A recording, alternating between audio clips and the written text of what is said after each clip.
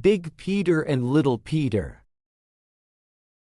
Once, there were two brothers, called Big Peter and Little Peter.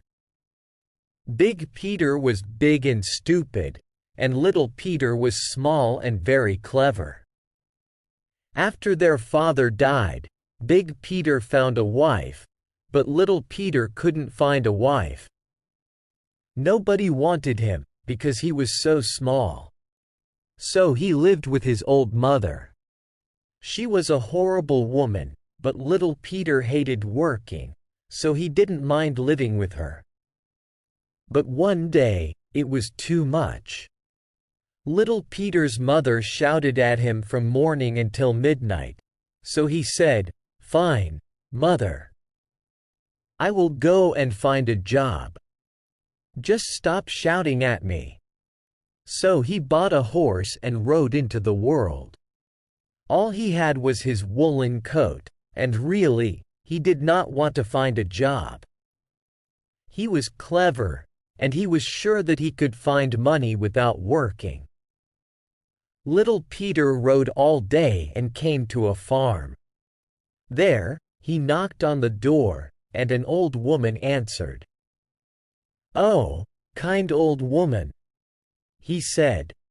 "I have been riding all day, and I am so tired. Could I stay the night here, perhaps?" The old woman did not look happy, but she said, "Well, my husband is working in the fields, so he will not be in his bed tonight. You can sleep there, but be quiet, and don't come into the living room." Of course, Little Peter wanted to know why, so he waited a long time and then looked into the living room. There, he saw the old woman sitting with the village priest. She gave him beer and pears, and kissed him. "Ah," thought Little Peter. "So she is sleeping with the priest." Then a knock came from the front door. The farmer had returned. "Quick, quick," said the old woman. She shoved all the pears into the cupboard, shoved the beer under the table, and shoved the priest into a large basket. The farmer came in, and Little Peter went and said hello. "Your wife said I could stay the night, because I have been traveling all day," he said. "I hope that's okay." "Of course," said the farmer. "Let us all sit and eat." So they sat down, and Little Peter put his woolen coat on the chair next to him. "What are you saying now?" said Little Peter to the coat. "Be quiet. Why are you talking to your woolen coat?" said the farmer. "Oh, it can tell the future." "Can it?" said the farmer. "And what does it see in the future?" "It says that there are pears in the cupboard." "Pears? I have not had one in so long. I did not think we had any." But he went and looked in the cupboard, and there he found some pears. "How strange," said the farmer's wife. "Yes, it is a very strange coat," said Little Peter. "It is telling the future again. It says that there is beer under the table. And I thought I drank all the beer last night," said the farmer. But he looked under the table and found the beer. "How wonderful," said the farmer. "And it is telling the future again. It says that in the big basket there is. It is such an amazing coat," said the farmer's wife. "We must buy it. Tell us, what do you want?" "Oh, I'll take that big basket, if that's okay." The farmer wanted to know what was in the basket, but the old woman gave Little Peter the basket and said goodbye, so the young man left holding the basket, which had the priest inside. As Little Peter rode his horse, He held the basket so that the priest could not get out. "Help! Help!" shouted the priest. "Shush," said little Peter. "Do you hear that?" They were by a river, and the priest listened to the water. Most baskets do not talk, so if you can talk, you must be a magic basket. And I don't like magic. I think I'll throw you in the river. "Wait!" shouted the priest. "I am inside the basket, and I am a priest." "I don't believe you," said little Peter. "Why would the farmer's wife have a priest in a basket?" "Oh, I was visiting her for her health," he said. "Please, I will give you all my money if you let me out."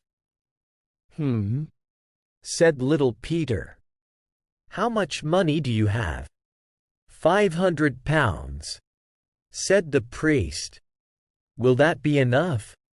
"Yes, I think so." So little Peter opened the basket and let the priest out. He took the money and let the priest go, and the priest ran home very fast. Little Peter rode home, and the next day, he went to his stupid older brother, Big Peter. "Brother, yesterday I went to the market to sell my woolen coat. You'll never guess how much I got for it." "How much did you get?" said Big Peter. £500. "Wow," said Big Peter. "I should try that, too." So Big Peter killed all his sheep and made woolen coats out of them all. But when he took them to market to sell, nobody would buy them from him. He asked for £500, and they all laughed. When Big Peter came home, he was not happy, and said, "I will go into Little Peter's house tonight and chop off his head." Little Peter heard this, and before he went to bed, he said, "Mother, would you like to change beds tonight? I think it will be interesting." So his old mother slept in his bed, and when Big Peter came in, he chopped off their mother's head, and not little Peter's. The next morning, little Peter went to his brother, who was very scared. "But I chopped your head off." "No," said little Peter. "You chopped our mother's head off. And now I will tell everyone, and they will kill you, I think." "Please, I'll do anything." "Anything? I'll give you all my money. £500. "All right," said little Peter. So Big Peter gave him all of his money, and little Peter was very happy. But little Peter wanted more money. So he put his mother's head on her body and took her to market. He put baskets of apples on her arms, so that people thought she was selling apples. "I will buy one of your apples," said a man to little Peter's mother. But the woman was dead, so she did not answer.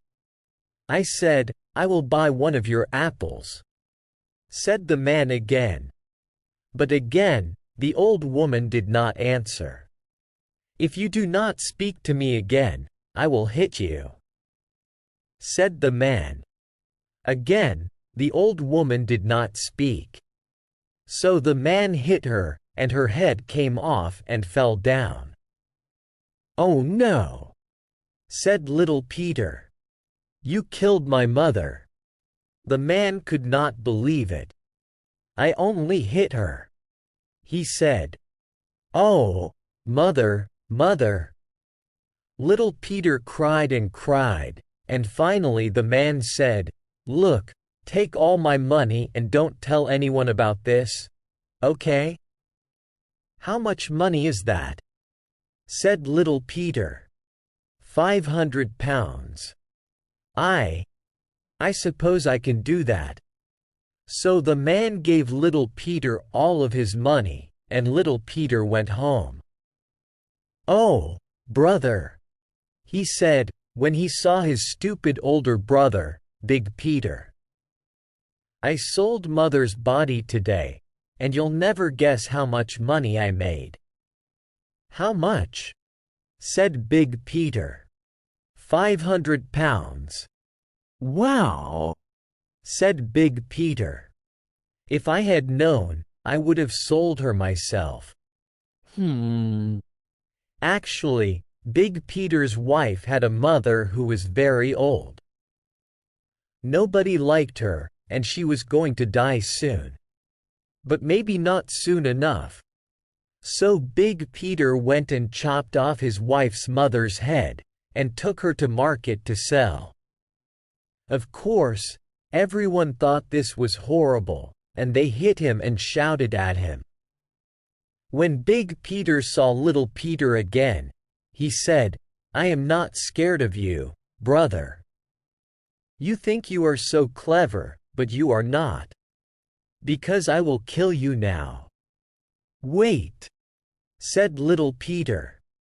"I understand that I must die. But please, can I choose how I die?" "Are you scared?" said Big Peter. "Fine. How do you want to die?" "Put me in a bag and throw me into the river," said little Peter. "I want to die that way." Big Peter thought it was a horrible way to go, but he shoved little Peter into a bag, closed it and took him to the river. They were almost at the river, when little Peter said, "Aw, brother. I want to eat a pear before I die. Could you go and get me a pear? Leave me here. I won't get out, I'm sure." "Fine, little brother," said Big Peter. So he went to get a pear, and little Peter started singing, "I'm going to heaven, heaven, heaven. I'm going to heaven, hooray." A man was walking past with lots of sheep, and he heard little Peter singing. "You're going to heaven, are you?" said the man. "I would like to go there. Can I come with you?" "Of course," said little Peter.